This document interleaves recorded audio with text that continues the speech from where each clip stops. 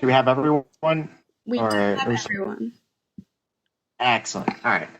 So let's get started then. Great. So thank you for logging into our workshop. I'm sure you're all wondering, how do I come up with creative connections between the elements and my topical area? So today we're going to be teaching you the fundamentals of cooking up a creative figgy pudding. All right, we went through this already, so we'll belabor the point. I want to save a little bit of. So if we're going to be cooking up a stellar lesson plan, let's start by talking about the two most basic components of a strong dish. First, you need good ingredients. No matter how killer your recipe might be, if your ingredients aren't quality, the dish will not taste good. You could be planning the perfectly laid out cheese spread for your dinner party, but if all you have is Kraft singles, your guest will not be impressed. And on the other hand, the other component to good cooking is a good recipe. Even the finest ingredients won't make a good dish if they don't really make sense and combine well in the context of the recipe. So you could have like the best artisanal mustard and you could have freshly made jam, but you probably shouldn't put them on the same sandwich. Lesson planning is a lot like cooking, but instead of ingredients, we have content. This includes videos, activities, readings, and all other individual components of a lesson. If your content isn't engaging, if it's more Kraft singles than fresh cheese, your lesson plan probably won't be as strong. And instead of a recipe, we have a thesis, which is the means by which you're uniting all of this content together into the overall dish that is your lesson. So typically your thesis will answer the question, what does my topical area have to do with blank? So what does health and medicine have to do with diversity? Or what does business have to do with personal wellness, et cetera, et cetera. Having a solid thesis will make sure that the content that you're combining all makes sense together, just like the ingredients of a recipe should all combine together to make one dish. Otherwise, you'll be serving your students jam and mustard sandwiches. So you may be thinking, okay, so I know a good dish needs both good ingredients and a good recipe, but which comes first? It's kind of like a chicken or the egg scenario. Do you start with the content you want to cover first and then figure out how it relates to the elements? Or do you come up with a thesis, something that connects your topic to an element first, and then find content that supports it afterwards? And in truth, you really do both, or you could do either. In fact, Jordan and I found we each gravitated toward a different approach, and each of us will kind of explain our own processes. So I found myself taking the ingredient first approach more often. With this approach, you first ask yourself, what ingredients, that is content, do I know I want to include in my dish, my lesson? Then, once you've gathered some ingredient ideas, you can ask, what recipe can I make with these ingredients? So first I found interesting content. Personally, I have lots of favorite readings and authors and pieces of content I knew I had to show my students in my Exploring Creative Writing class. On a piece of paper, I put those readings, videos, and content pieces in one column, and the FIGS elements in another. Through my analysis of these readings, I was able to connect each piece of content with the FIGS element that most closely related to it, and then structure a thesis around that connection. So for example, I read the book The Bell Jar, which is my favorite novel in high school, and I knew I wanted to include snippets of it in my lesson plans.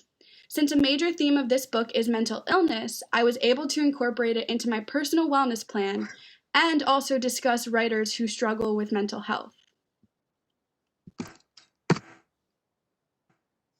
And for me, I found myself taking more of a recipe or thesis first method. And with this approach, you're starting with the big picture. And so you're asking yourself, what's the overall dish that I want to create? Or what's the overall thesis that I want to present to my students? And then from there, you can figure out the details of what ingredients do I need in order to make that dish. So in order to come up with my thesis, I asked myself the question, what is the main question I'm trying to answer with this lesson? And again, this will usually be, what does this topical area have to do with this particular element? And then from there, I came up with a concrete answer to that question and used that as my thesis.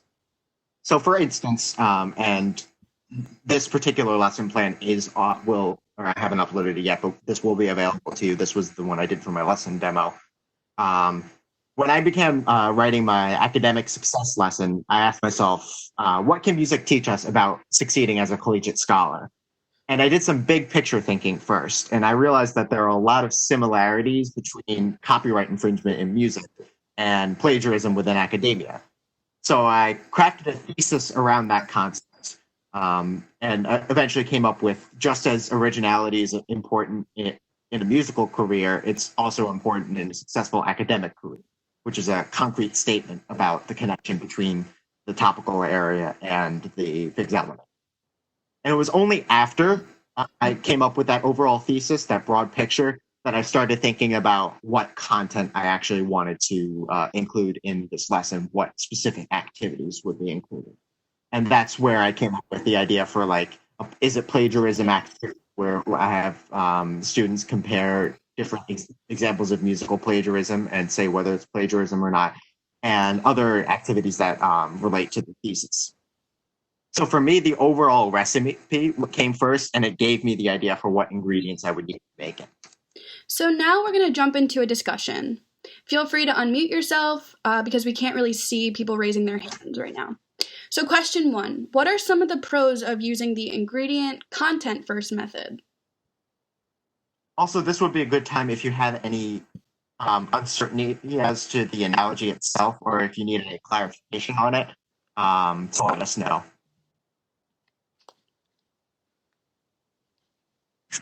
So I just want to make sure the ingredient content approach was the one that Jordan spoke about, right? Yes. Okay. I was gonna say that some pros are I like how you had content in mind that you really admired and you really enjoyed, and you knew that you wanted to bring it in somehow, and how the leaders and figs have been saying over and over that you can connect to things if you really look hard enough. So I think in that sense, it's easy to find something you're really passionate about that you want to include, and then figuring out later how it exactly connects. I think that might be easier for some people. Yeah, absolutely. Thank you for that. Let's just jump into the next question, just because of time purposes. But thank you, Elena. That was wonderful. So what are some of the cons of this ingredient content first approach?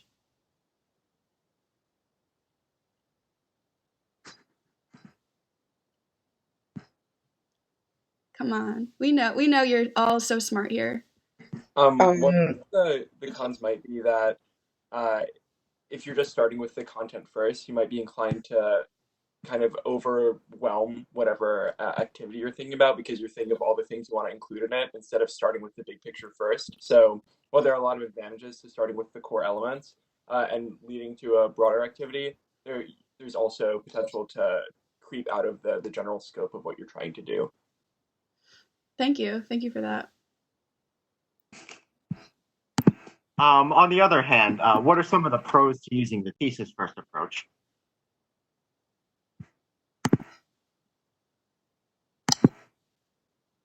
You can just unmute whenever you. Since you know what you're looking at and what you want to focus on, it's easier to filter activities, or just go through a website which has a bunch of activities and then try to connect them to what you're looking for.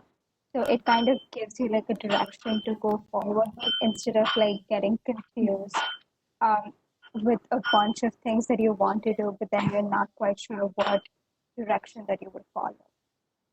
Yeah, it's definitely a good way to stay on track and keep everything streamlined, is to have the thesis planned out first. On the other hand, and we'll move on, what are some of the cons to this approach? Some cons to this approach might be that if you have your overall thesis set up, but you have some other ideas of really good activities that you want to include, but you can't really figure out a way to lump them under your thesis or figure them a good connection to put them into this recipe, really. You might not be able to incorporate all the activities you really wanted to. Yeah, that's definitely a distinct possibility. Okay. All right. So now that you have an idea of these two approaches, let's try both out and see which one feels more natural. First, we're going to try the ingredient first approach. To do so, we're going to do a quick 3-minute brainstorm of pure content ideas. They don't have to be related to any particular FIGS element. They should just be topics in your field that you think students would find interesting. I'm going to stop sharing for a second so I can share the actual Google Drive link. So we have a Google Doc set up. Make sure that you can actually access this. But I've posted it in the chat, so try navigating to that. And once you get there, you'll see on the first page is a table labeled ingredients/content. That'll be the one that we're starting on. And I see some people that are in here, so that's good.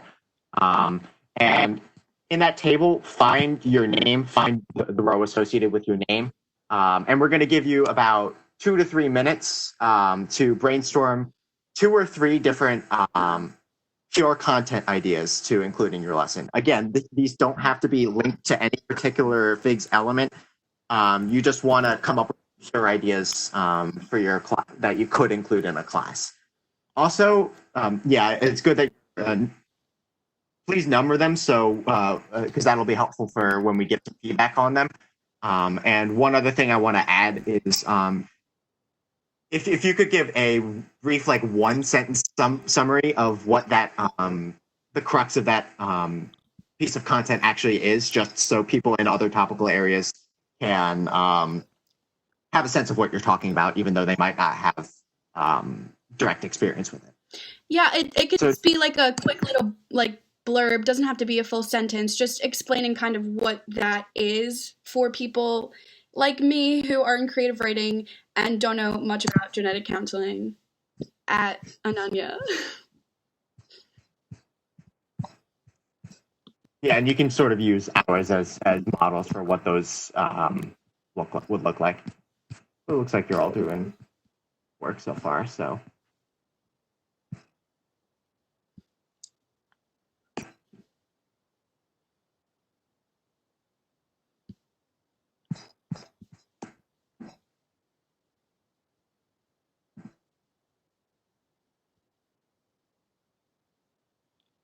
Is anybody having trouble accessing the document?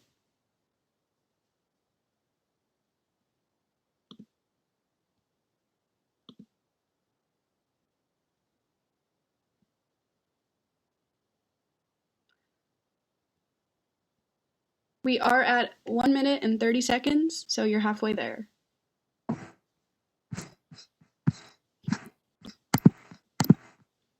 If you can only come up with one thing right now, that's okay too. We know this is limited time for everybody.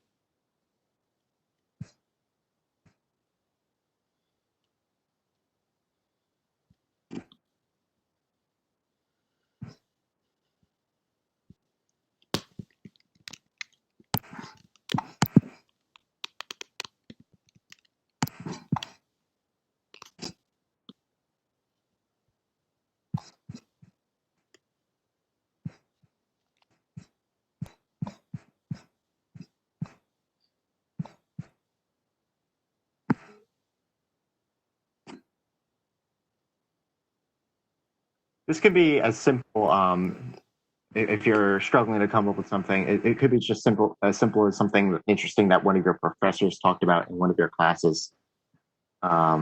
Just interesting content within your field in general, interesting topics within your field. Okay, I'm going to say about 20 seconds remaining. That way we can move on in a timely manner.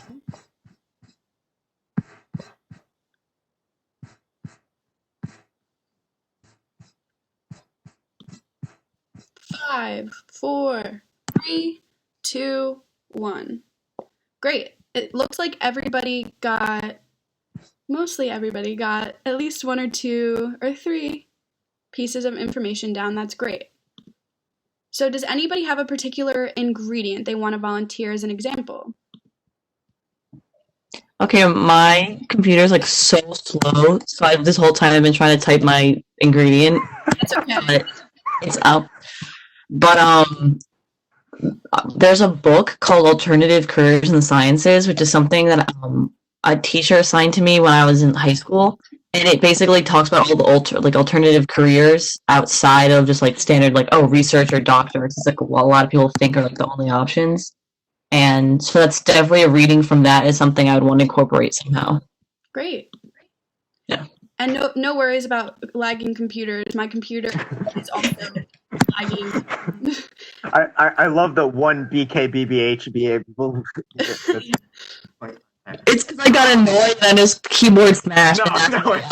No, it's fine. But thank you for sharing. Now, with that, that's a great example, and I think that would definitely work well in several different contexts. So the question we're going to pose then to the rest of the group then is, if that's the ingredient that we're working with, what possible recipes could you see this being included in? And I want to pose this to everyone else. Do you have any suggestions for which figs elements that this could possibly relate to, or possibly the week 1 lesson plan, where you could see this fitting in well?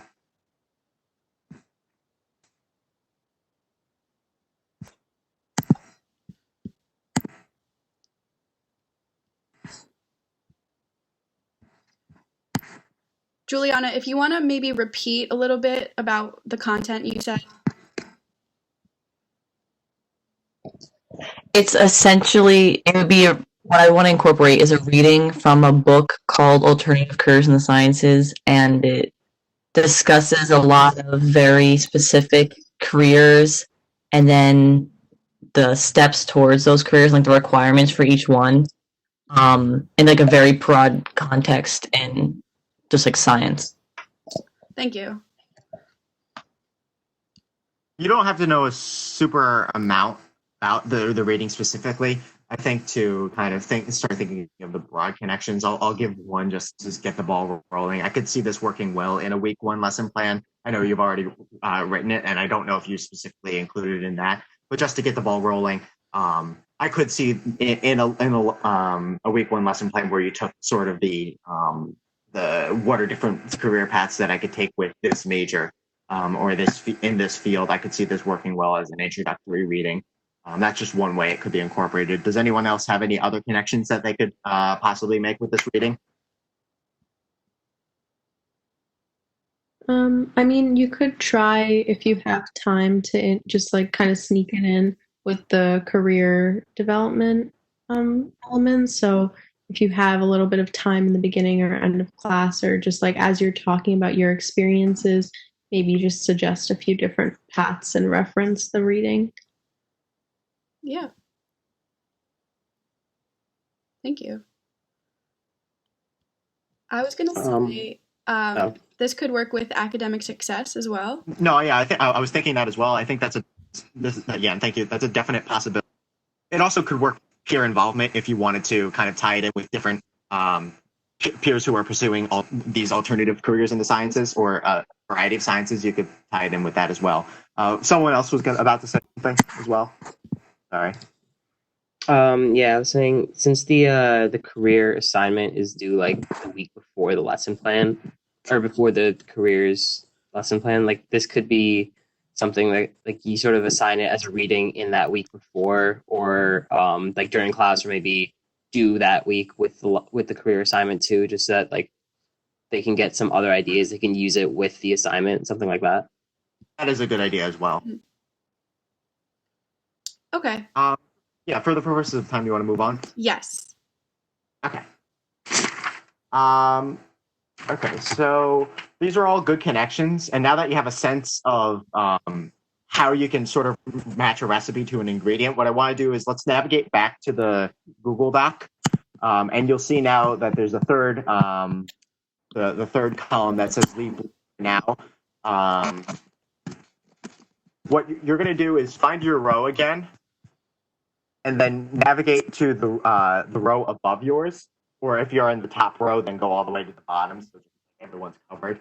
And look at their pieces of content, and based on what they have written, and you don't have to know a super amount about this, again, as well, we're just looking for broad connections. Think of one connection that you could make between the one of their pieces of content and the FIGS elements. And before you get started, please ignore mine and Andrew's. We would love feedback. However, we already taught the class, so it's probably more useful if you just work on each other's. Yeah. No, so just go to the one above yours.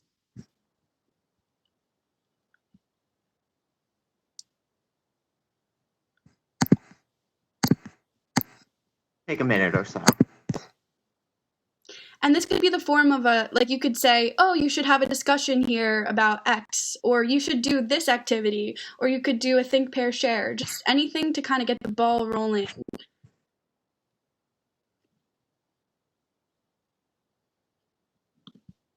And we're pretty much going to give you about 2 minutes. I'm going to say we already had about 30 seconds, so I'll let you. Maybe another minute and a half. Yeah. This is we just want like one short idea or something.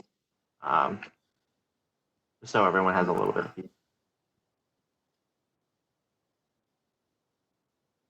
We're not doing too terrible on time. I know. Thankfully.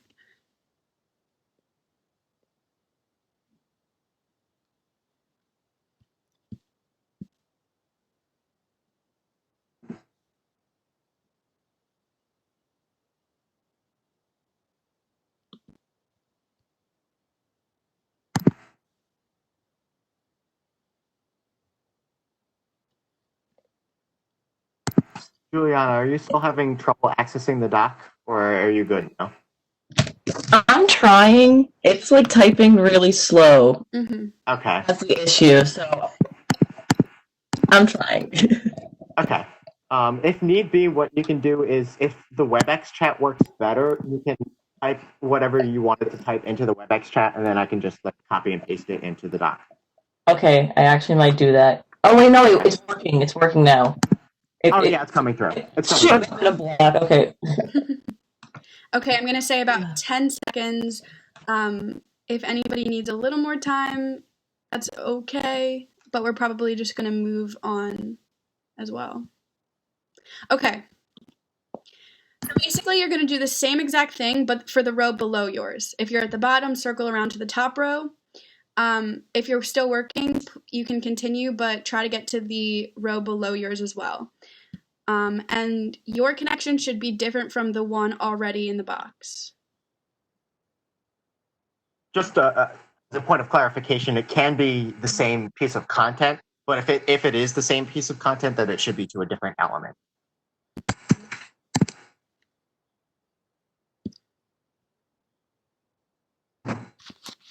And again, you're going to get about 2 minutes.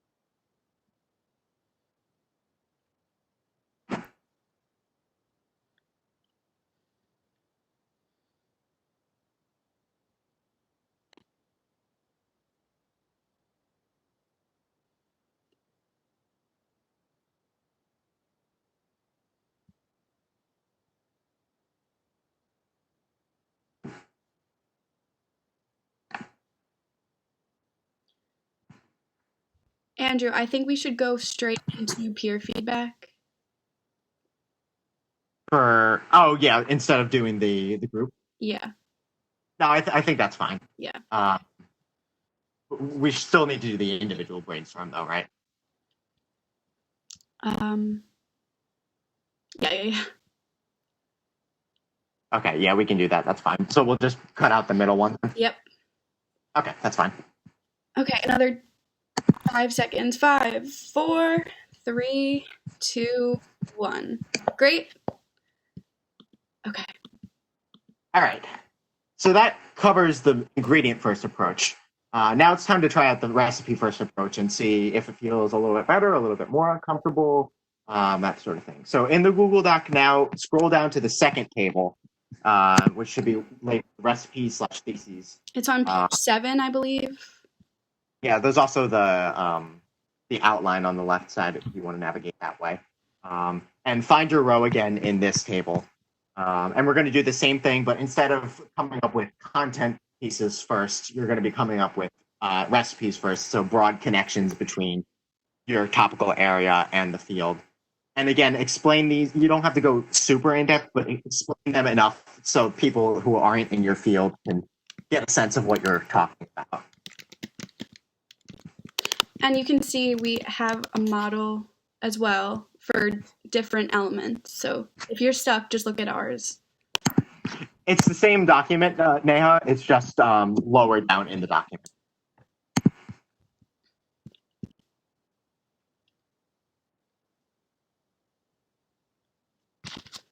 So you're going to get about 3 minutes to do this.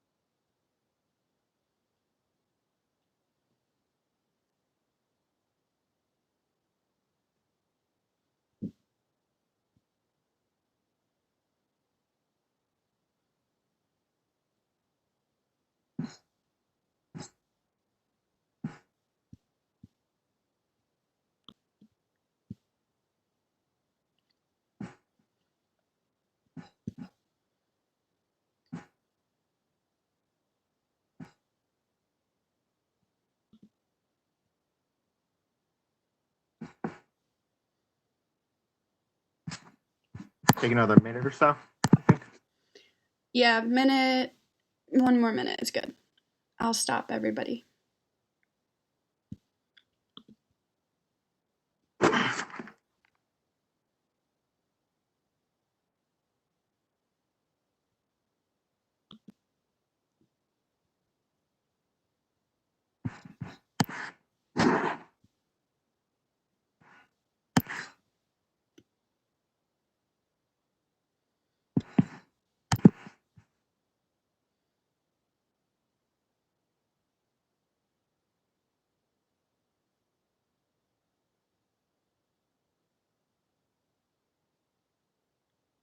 About 20 more seconds.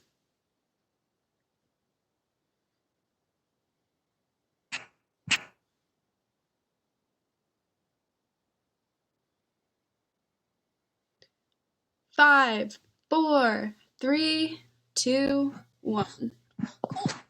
Great job, everyone. My computer is super laggy, so I totally empathize with everyone. But now you have the tools to figure out what sort of content you can support in your thesis. Let's go to the Google Doc, and we're going to do the same exact process that we did before.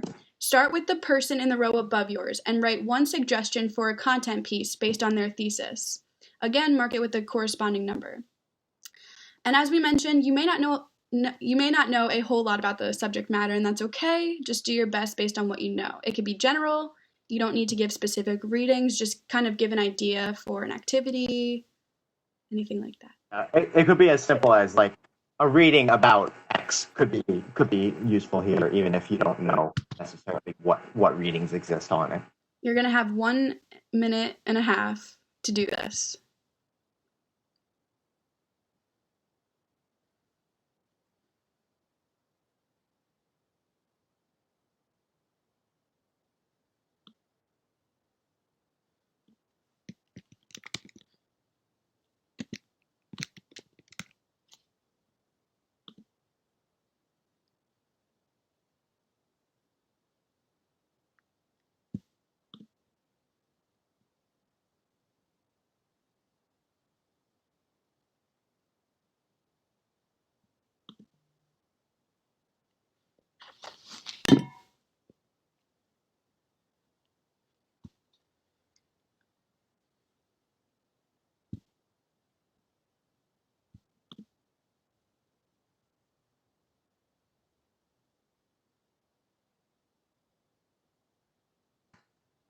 Okay, about 20 more seconds.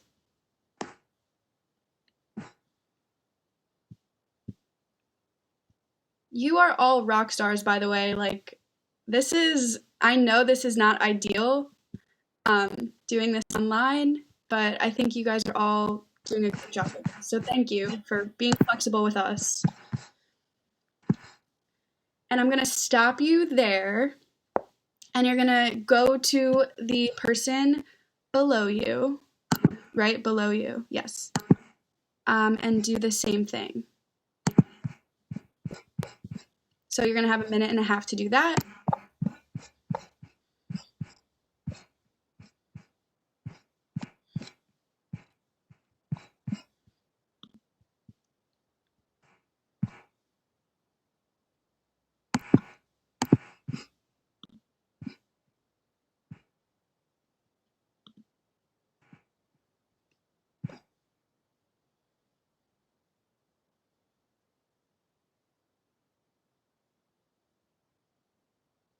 Y'all given some really great feedback, so I appreciate that, and I'm sure your peers do too.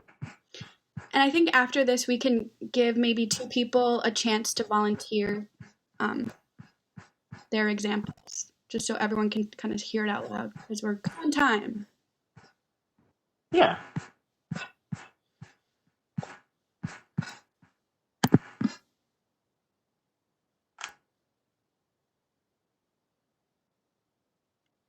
Okay, about 30 seconds remaining.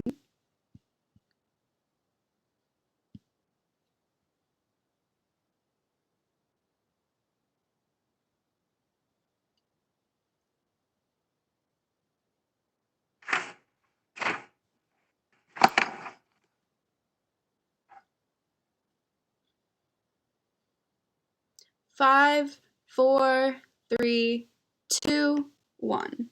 Cool. Now, would anybody like to volunteer to share either a thesis that they provided content for, or vice versa? We'll ask for maybe 2 volunteers to share.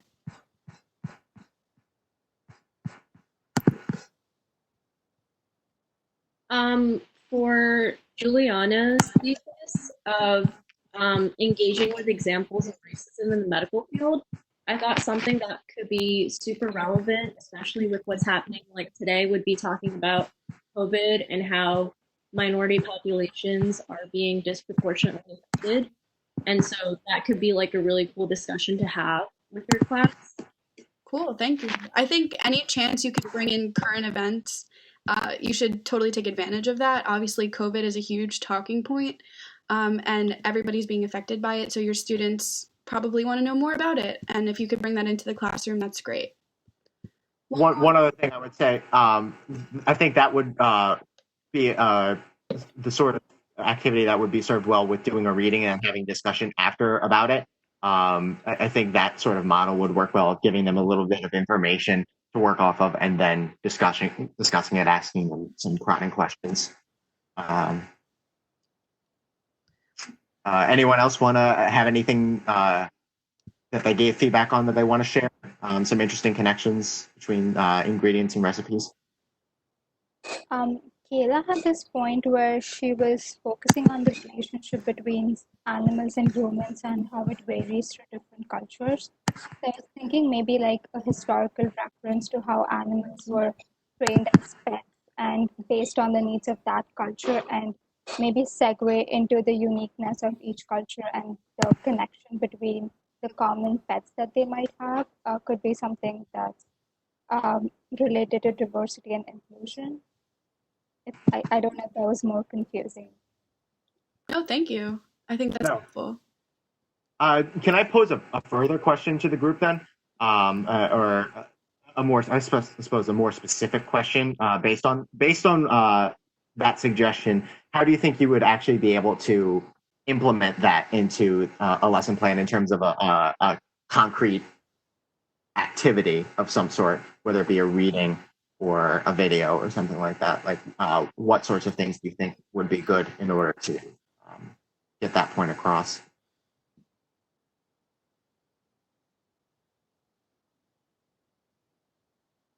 Because it is a historical record, I feel like you said, an article or a video could work. I feel like a video would be a really good way because history can be a little bit repetitive, so it could be interactive, so that it catches people's attention, and showing like the care of animals through time in the past and how that's changed now.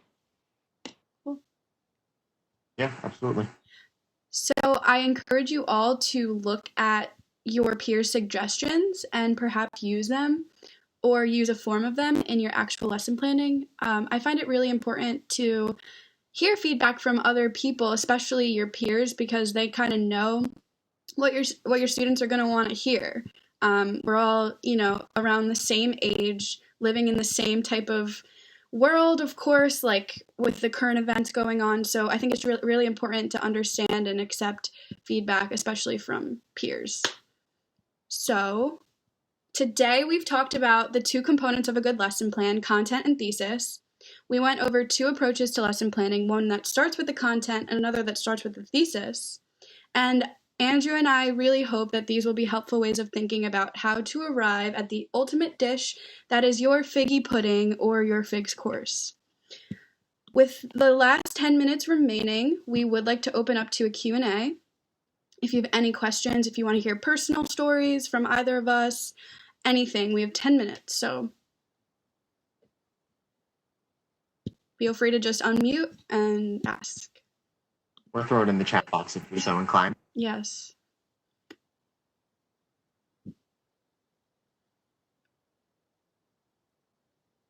Jordan, you mentioned that you were the PI for creative writing. So how exactly did you include your diversity and inclusion lesson plan with creative writing in terms of like the female authors and the feminist revolution? If you did, I mean. Yeah, that's a great question, and thank you for asking. So, I actually utilized a piece by Claudia Rankin, who is an African American woman. And this piece of writing is it goes between prose form and poetry form. And basically, she writes about ordinary, everyday experiences in which racism, instances of racism, kind of abruptly enter. So I had my students read that aloud, and then I had them reflect on their own experiences of any time that racism came into play or just any type of discrimination or prejudice came into play, and I had them write about their own experiences. That's really interesting. Thank you. Thank you for asking. Yeah, that's awesome. I was wondering, I know you both spoke about each approach, but I was wondering if you strictly stuck to one of them, or you kind of jumped around and used both, and which ones you preferred for which lessons or topics. Jordan, you mind if I talk about this a little bit? For it. No, I think for the sake of the clarity of this this demonstration, we sort of streamlined it into, okay, one of us is going to present on this, one of us is going to present on that, because that's the easiest way we found to present the information. And that's generally where we found ourselves falling in terms of the camps. It's not as clear cut as that, though. I had some lessons that were still inspired more by a piece of content as opposed to a broader idea. So I think in reality, it's going to wind up being a combination of both. And you might have an activity that leads you to a thesis and once you have that thesis, you come up with other activities that kind of fit around. So you sort of waffle back and forth between the two. We present it as a duality, sort of to just give you a different tools, but I don't mean to imply that they are, entirely distinct and that you have to stand in one camp. Yeah, hopefully that answers your question. So I wanted to know if there was a specific activity or connection that you guys made between your topical area and the elements that you were particularly proud of or that went really well that you could share about. Andrew, if you want to take it as well. Yeah, I guess we could each do one. Sure. Go ahead first. Me go first? Yeah. Okay. So I did mention it in the document, but The Bell Jar by Sylvia Plath is my favorite book ever. I think it's really important to have personal connections in your lesson plans because it allows your students to kind of see that you're a human too. You're a real person and you love literature or whatever it is that you love. So I took The Bell Jar, which focuses on mental health and depression. The protagonist suffers with it. And I was able to connect it with the personal wellness lesson plan. And I had my students analyze pieces from the Bell Jar and sort of use their CAPS knowledge to refer my protagonist Esther to CAPS, like based on the different services that they offer. So that was one that I was proud of. For mine, one of the ones that and I want to speak on this one particularly because I don't think we talk about it quite as much as like personal wellness and diversity inclusion, the ones that are you obviously need to kind of craft a connection between. But for my faculty connections lesson, I talked about the importance of the student-teacher relationship within music. So we did an activity where we sort of mapped a really long lineage of student-teacher relationships that goes all the way back to like the days of Haydn and Beethoven and comes all the way to the present day. And we were able to connect maybe 50 or 60 composers together only by student-teacher relationships, including me, which was really cool that we were able to form this entire network. So that was sort of the connection that I was making, and then that transitioned into my faculty speaker, who kind of expanded on that ideas in the context of his work.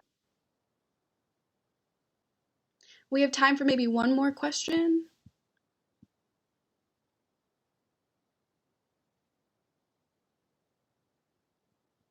Yeah. So, okay. So like which, or if there was one, did you find any of the elements like the hardest to apply to your like component, and like how did you go about like that like mental hurdle of like trying to figure out what the heck to do? Yeah, I would say for some reason I was struggling with academic success a lot with creative writing. It took me a couple trial and error sessions of like trying to figure out, okay, how can I possibly connect writing with creative writing with academic success? And then I somehow like came about this point of researching and how the importance of like research is important for novel writing, and how like you have to be accurate if you're writing, about a different culture or about a religion that you don't know about. Like you have to do your research as a novelist. So, I mean, that's kind of a stretch, as you can possibly see, but in the end, I was actually pretty thankful that I arrived at that. But I know Andrew's academic success lesson plan was like so on point. So kudos, Andrew. Thank you. No, I mean, I think for every topical area, the ones that are more difficult to tackle are different. For mine, the one that was more of a stretch was personal wellness. And it's not necessarily that I didn't think the connection was there. It was more that it's more difficult to articulate. I think something like academic success, the crux of my lesson plan is very easy to articulate, and that's why I've kind of harped on it a lot. And it's the one I did for my lesson plan demo. For personal wellness, I touched on this yesterday, but it was about the music of John Cage, who incorporates a lot of aleatory music or chance music, which embraces all the ambient sounds in the room of the performance and as a part of the music. And I connected that to how we can't really control our thoughts and our actions, and there may be a lot of ambient noise in our brains that we can't control, but we need to embrace them as a part of our mental well-being. And I connected that to the concept of mindfulness and mindfulness meditation. Again, as you can see, a bigger stretch. But I think for me, the thing that really helped me was I even drew, the way I demonstrated this to my students was through a diagram where I kind of drew out how I was thinking about it, because I think very visually. So I actually drew out the diagram that I intended to show my students in my lesson plan. I like attached like a PNG into the lesson plan itself, so I embedded that just so I wouldn't forget like how I want to actually explain that. That was how I kind of thought about it. I think just for in terms of the ones that are more stretches, you just need to do a little bit more legwork on the back end to make sure you're really sure of how to articulate that connection so it's clear to your students. And just to jump on that point too, there are tons of resources that you can utilize, including like, I don't know, 10 years worth of like other people's ideas on the Sakai site. And also, just to end this off, we're all here for you. We all have been in your shoes before, and this is all your first time doing anything like this. I remember feeling like, oh my gosh, like I'm about to like plan a whole class. I've never done this before. It's scary, but knowing that you have this support system, just like keep that in the back of your mind. We're all here for you. We all want you to succeed, and you will have a ton of help from summer readers, from SPIs, from me. We're all here for you, and we're rooting for you. Yeah. And to that point, I don't want to speak for you, Jordan, but I suspect that you feel the same way, that we in particular really eat this up. I really love this process. I like finding the connections between things. I think it's super interesting. Yeah. So I'm always to talk about these sorts of things. Absolutely. Yeah, so I hope this was a helpful experience for everybody. Make sure that you take a look at other people's comments on the Google Doc and perhaps utilize them in your actual lesson plans. It is exactly 12. I'm so happy that we did this on time. I don't know how that happened. Enjoy your lunch. You're almost done. You are over the hump. It's going to be a great day, a great rest of your day. And good luck with everything. Feel free to reach out at any time to either of us or anybody in the FIGS team. We're so happy to help. Enjoy your lunch. Yes, and thank you for your attention. Thanks, see you guys.